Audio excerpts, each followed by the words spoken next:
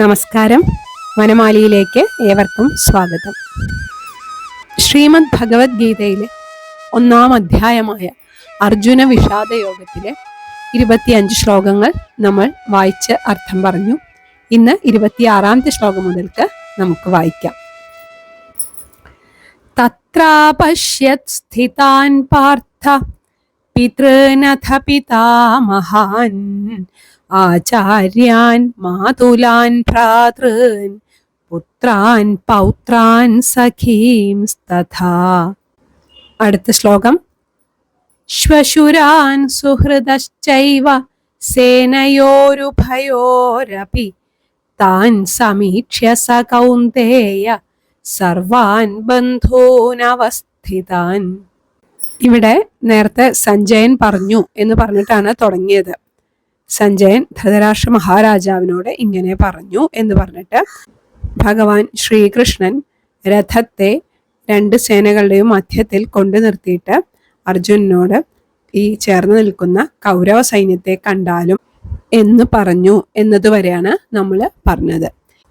ഇവിടെ അധ പാർത്ഥ, അതിനുശേഷം പാർത്ഥൻ അർജുനൻ.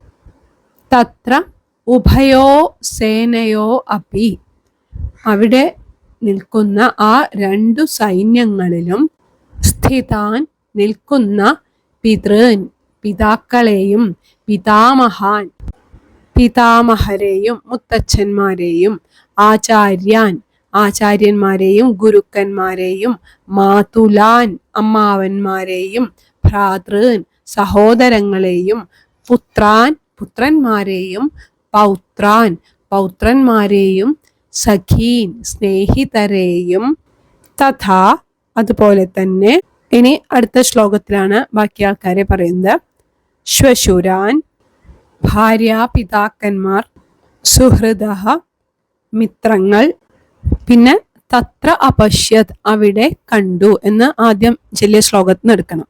അവിടെ കണ്ടു, എന്നിട്ട് അവസ്ഥിതാൻ താൻ സർവാൻ ബന്ധൂൻ സമീക്ഷ്യ, അവിടെ നിൽക്കുന്ന എല്ലാ ബന്ധുജനങ്ങളെയും സമീക്ഷ്യ കണ്ടിട്ട് സ കൗന്ദേയ ആ കൗന്ദേയൻ കുന്തിപുത്രൻ പരയാ കൃപയാ ആവിഷ്ട വളരെ ദയയോടുകൂടിയവനും വിഷീദൻ വിഷണ്ണനുമായി ഇദം അബ്രവീത് ദുഃഖിതനുമായിട്ട് ഇപ്രകാരം പറഞ്ഞു.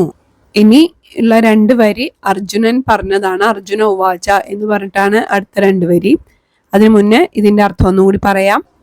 ഇവിടെ സഞ്ജയൻ പറയാണ്, അർജുനൻ ആവശ്യപ്പെട്ടതിനനുസരിച്ച് ശ്രീകൃഷ്ണ ഭഗവാൻ രഥം 2 സൈന്യങ്ങളുടെയും മധ്യത്തിൽ കൊണ്ടുപോയി നിർത്തി. അപ്പോൾ അർജുനൻ ശത്രുസേനയിൽ പിതാക്കന്മാരെയും ഭീഷ്മരെയും സോമദത്തനെയും പോലുള്ള മുത്തച്ഛന്മാരെയും തൻ്റെ ആചാര്യന്മാരെയും ശല്യര് ശകുനി തുടങ്ങിയ അമ്മാവന്മാര്, തൻ്റെ സഹോദരന്മാരായ കൗരവര്, അവരുടെ പുത്രന്മാര് പൗത്രന്മാര്, തൻ്റെ ഭാര്യാപിതാക്കന്മാര്, കൃതവർമാവിനെ പോലുള്ള ഗുണകാംക്ഷികള്, അങ്ങനെ ചെറുപ്പക്കാരും മുതിർന്നവരുമായ തൻ്റെ ബന്ധുക്കളൊക്കെ എതിർ സേനയിൽ നിൽക്കുന്നത് അർജുനൻ കാണുകയാണ്. ഇത് കണ്ടപ്പോൾ അർജുനന്റെ ഹൃദയം പരിതപ്തമായി തീർന്നു. ഇങ്ങനെ അത്യധികമായ കാരുണ്യം കൊണ്ട് അവശനായി തീർന്ന അർജുനൻ വളരെ വിഷാദത്തോടു കൂടി ശ്രീകൃഷ്ണ ഭഗവാനോട് ഇങ്ങനെ പറഞ്ഞു. അതാണ് അടുത്ത വരി. അർജുന ഉവാച ദൃഷ്ട്വേമം സ്വജനം കൃഷ്ണ യുയുത്സും സമുപസ്ഥിതം. ഹേ കൃഷ്ണ, യുയുത്സുഹു യുദ്ധം ചെയ്യാൻ ആഗ്രഹിച്ചുകൊണ്ട് സമുപസ്ഥിതം മുന്നിൽ നിൽക്കുന്ന ഇമം ജനം ദൃഷ്ട്വാ ഈ ബന്ധുക്കളെ ഈ ജനങ്ങളെ മുൻപിൽ നിൽക്കുന്ന ഈ ബന്ധുജനങ്ങളെ കണ്ടിട്ട്. ഇനി അടുത്ത 2 ശ്ലോകം കൂടി ഒപ്പം വായിച്ചാലേ അർത്ഥം പൂർണ്ണാവുള്ളൂ. സീദന്തി മമ ഗാത്രാണി മുഖം ച പരിശുഷ്യതി വേപഥുശ്ച ശരീരേ മേ രോമഹർഷശ്ച ജായത്തെ ഗാണ്ഡീവം സ്രംസത്തെ ഹസ്താത് ത്വക്ച ചൈവ പരിദഹ്യത്തെ ന ച ശക്നോമ്യവസ്ഥാതും ഭ്രമതീവ ച മേ മനഃ. നേരത്തെ പറഞ്ഞുല്ലോ, അല്ലയോ കൃഷ്ണ, യുദ്ധം ചെയ്യുന്നതിനായിട്ട് എൻ്റെ മുന്നിൽ നിൽക്കുന്ന ഈ സ്വജനങ്ങളെ കണ്ടിട്ട് മമ ഗാത്രാണി സീദന്തി, എൻ്റെ അംഗങ്ങളെല്ലാം തളരുന്നു. മുഖം ച പരിശുഷ്യതി, മുഖം വായ വരളുന്നു. മേ ശരീരേ, എൻ്റെ ശരീരത്തിൽ വേപധുച്ച രോമഹർഷ ച ജായത്തെ, വിറയലും രോമാഞ്ചവും ഉണ്ടാകുന്നു. പിന്നത്തെ ശ്ലോകത്തിലെ ഗാണ്ഡീവം ഹസ്താത് ശ്രംസത്തെ, ഗാണ്ഡീവം എന്ന എൻ്റെ വില്ല് ഹസ്താത് കയ്യിൽ നിന്നും ശ്രംസത്തെ വഴുതിപ്പോകുന്നു. ത്വക് ച ഏവ പരിദഹ്യത്തെ, തൊലി മുഴുവനായും ചുട്ടുനീറുന്നു. അവസ്ഥാതും ന ശക്നോമി, എനിക്ക് നിൽക്കാൻ പോലും ശക്തി കിട്ടുന്നില്ല, ഞാൻ ശക്തനാകുന്നില്ല. മേ മന ഭ്രമതി ഇവ, എൻ്റെ മനസ്സ് ഇങ്ങനെ ചുറ്റുന്നത് പോലെ തോന്നുന്നു. ഇവിടെ യുദ്ധസന്നദ്ധരായിട്ട് വന്നു നിൽക്കുന്ന സ്വജനങ്ങളെ കണ്ടിട്ട് അർജുനൻ തൻ്റെ ആ ആത്മാഭിമാനം അത് മറന്ന് യുദ്ധത്തിനുള്ള ആവേശം തന്നെ ഇല്ലാത്തവനായി തീരുകയാണ്.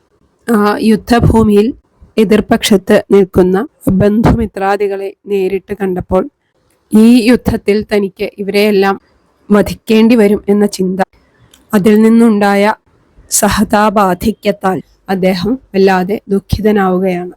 അതാണ് തൻ്റെ ശരീരമാകെ തളരുന്നു, മുഖം ഉണങ്ങി വരളുന്നത് പോലെ തോന്നുന്നു. മുഖം എന്ന് വെച്ചാൽ ഇവിടെ വായയാണ്, വായാകെ വരളുന്നത് പോലെ തോന്നുന്നു.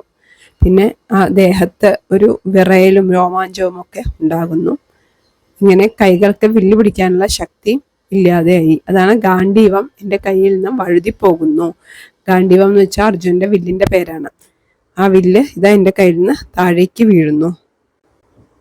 വജ്രതുല്യമായ ഉറച്ച മനസ്സുള്ള അർജുനന്റെ ഹൃദയം ഇപ്പോൾ കരുണാർദ്രമായിരിക്കുകയാണ്.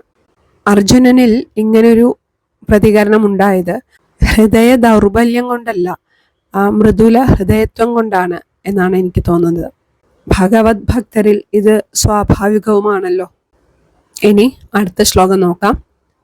നിമിത്താനി ച പശ്യാമി വിപരീതാനി കേശവ ന ച ശ്രേയോനു പശ്യാമി ഹത്വാ സ്വജനമാഹവേ.